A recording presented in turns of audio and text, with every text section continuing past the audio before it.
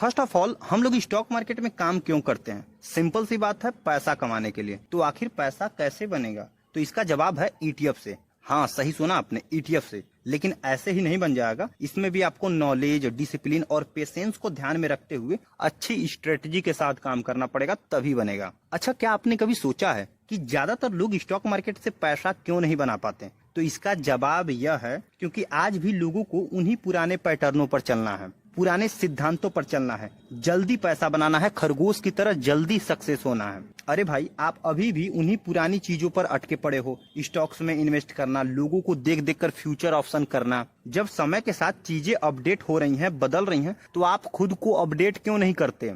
और सबसे बड़ी बात, ये जो आप ऑप्शंस और फ्यूचर में पड़े हो ना, ये चीज सही नहीं है। ये चीजें सिर्फ और सिर्फ हेज करने के लिए बनाया गया था, लेकिन लोग इसको पैसा बनाने की चीज समझ लेते हैं। और अगर आपको लगता है कि आप इसमें पैसा बना लेंगे, तो ये बताइए कि क्या आपने पैसा बनाया? और ये जो YouTube पर फ्यूचर एंड ऑप्शन सिखाते हैं ना, ये सिर्फ और सिर्फ व्यूज के लिए सिखाते हैं भाई। इनको आपके पैसे की चिंता नहीं होती। खैर, ये सारी चीजें बोलने वाली चीज नहीं है, जो समझदार होंगे वो समझ जाएंगे। टॉपिक पर आते हैं। इस वीडियो में मैं स्टॉक्स और ईटीएफ का कंपैरिजन करूंगा, जिससे पता चलेगा कि आपको क्या करना चाहिए और क्या नहीं करना चाहिए। स्टॉक या शेयर को तो सभी जानते हैं, इसलिए अब समझते हैं ईटीएफ क्या होता है। तो इसको हम एक उदाहरण से समझते हैं। मान लीजिए आपके पास 10,000 रुपए हैं और आपको 2 ऑप्शन मिल रहे हैं। एक ऑप्शन में आपको किसी एक पर्टिकुलर व्यक्ति को 10,000 रुपया देना है ब्याज पर। वहीं दूसरे ऑप्शन में आपको 10 लोगों के एक ग्रुप को, एक समूह को वही 10,000 रुपया देना है ब्याज पर। तो अब बताइए आप कौन सा ऑप्शन चुनेंगे?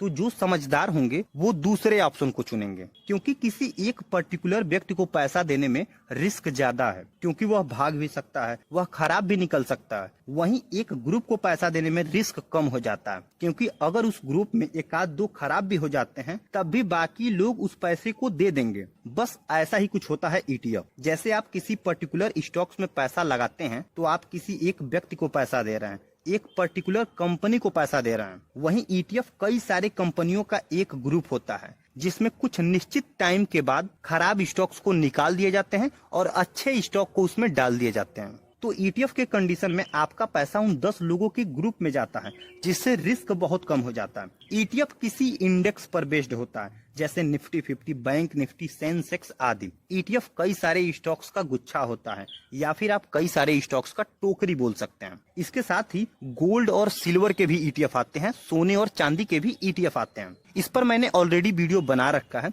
डिस्क्रिप्शन में आपको मैं वीडियो का लिंक दे दूंगा। और साथ ही फॉरेन कंट्री के स्टॉक्स के गुच्छों का भी ईटीएफ आता है, जैसे मून 100, S&P 500, हैंग सेंग 20 आदि। ईटीएफ म्यूचुअल फंड ही होता है, लेकिन इसको हम खुद से मैनेज कर सकते हैं। वहीं म्यूचुअल फंड में कोई दूसरा व्यक्ति आपके पैसे को मैनेज करता है। तो आई होप आप ईटीएफ समझ गए होंगे। अब चलिए हम कंपैरिजन से समझते हैं कि आपको किस में काम करना चाहिए। वैसे ज्यादातर चीजें मैं ऊपर ही बातों बातों में बता दिया, लेकिन फिर भी थोड़ा और डिटेल में समझते हैं। तो सबसे पहले, स्टॉक्स में आपको डाइवर्सिफिकेशन नहीं मिलता, वहीं ईटीएफ में आपको डाइवर्सिफिकेशन मिल जाता है। स्टॉक्स में डाइवर्सिफिकेशन करने के लिए आपको अलग अलग स्टॉक्स खरीदने पड़ते हैं, वहीं ईटीएफ में आपको एक ही ईटीएफ में डाइवर्सिफिकेशन मिल जाएगा। स्टॉक्स में आपका रिस्क बढ़ जाता है, वहीं ईटीएफ में कम रिस्क के साथ सेफ्टी भी मिल जाता है रीबैलेंसिंग का। स्टॉक्स में आपको तमाम तरह के फंडामेंटल एनालिसिस करना पड़ता है, जैसे PE ratio, PV ratio, ROE, ROC, balance sheet, profit and loss, promoter holdings, assets, liabilities, तमाम चीजें।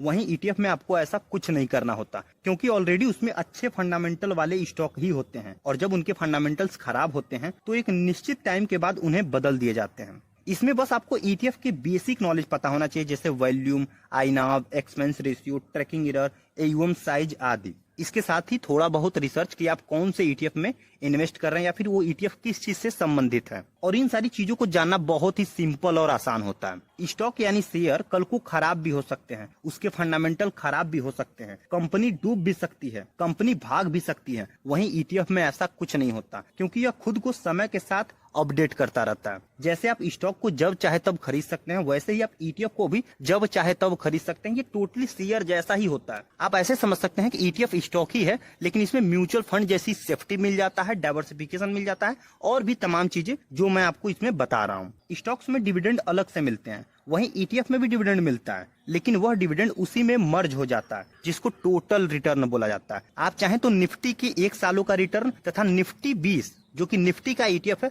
उसके 1 सालों का रिटर्न देख लीजिए, आपको पता चल जाएगा कैसे जो है उसका रिटर्न ज्यादा होगा, ईटीएफ का रिटर्न ज्यादा होगा, क्योंकि उसमें डिविडेंड, बोनस या फिर जो भी एक्स्ट्रा मिलता है जैसे स्टॉक्स में मिलता है वो उसी में मर्ज हो जाता है ईटीएफ में। कई सारे लोग पूछते हैं कि क्या ईटीएफ सेफ है, तो मैं उनको बता दूं कि स्टॉक के कंपैरिजन में ईटीएफ ज्यादा सेफ लगता है मुझे, लेकिन आप अच्छे एएमसी के ईटीएफ को ही लें, क्योंकि इसमें एएमसी का रिस्क होता है और वॉल्यूम पर भी विशेष ध्यान दें। एक ईटीएफ मिस्टेक्स पर मैंने वीडियो बना रखा है, जिसका लिंक मैं डिस्क्रिप्शन में दे दूंगा, उस वीडियो को जरूर चेकआउट कर लीजिएगा। अगर चार्ज की बात करें तो ईटीएफ का स्टॉक के कंपैरिजन में चार्जेस थोड़ा ज्यादा होता है, लेकिन वह चार्जेस पता नहीं चलता, आप इसके लिए बिल्कुल ही निश्चिंत हो सकते हैं। इसके साथ ही कई सारे लोगों को ये भी लगता है कि ईटीएफ में कुछ ज्यादा रिटर्न नहीं बनता, वहीं स्टॉक्स में बहुत बड़े बड़े रिटर्न बन जाते हैं, लेकिन ऐसा नहीं है। अगर आप ईटीएफ के सेक्टोरियल ईटीएफ में आइएगा तो वह स्टॉक की तरह ही बहुत अच्छे रिटर्न देते हैं।